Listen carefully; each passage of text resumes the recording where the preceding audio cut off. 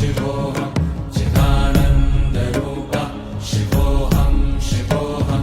मनोबुद्ध्यहङ्कारचित्तानि नाहं न च श्रोत्रजिह्वे न च घ्राणनेत्रे न च व्योमभूमिर्न तेजो न वायुः चिदानन्दरूपः शिवोऽहं शिवोऽहं चिदानन्दरूपः शिवोऽहं शिवोऽहं चिदानन्दरूपः शिवोऽहं शिवोऽहं न च प्राणसंज्ञो न वै पञ्चवायुः न वा सप्तधातुर्न वा पञ्चकोशः न वा पाणिपादं न चोपस्थपायुः चिदानन्दरूपः शिवोऽहं शिवोऽहं चिदानन्दरूपः शिवोऽहं शिवोऽहं चिदानन्दरूपः शिवोऽहं शिवोऽहं न मे द्वेषरागौ न मे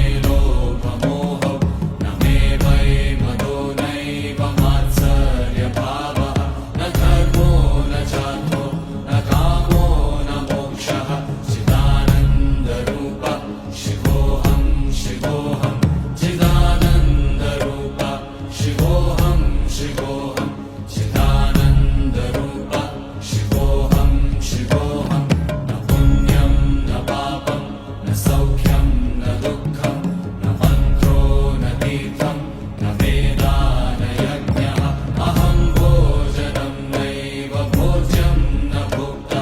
चिदानन्दरूपः शिवोऽहं शिवोऽहं चिदानन्दरूपः शिवोऽहं शिवोऽहं चिदानन्दरूपः शिवोऽहं शिवोऽहं न मे मृत्युशङ्का न मे जातिभेदः पिता नैव मे नैव माता न जन्मः न बन्धुर्न मित्रं गुरुर्नैव शिष्यः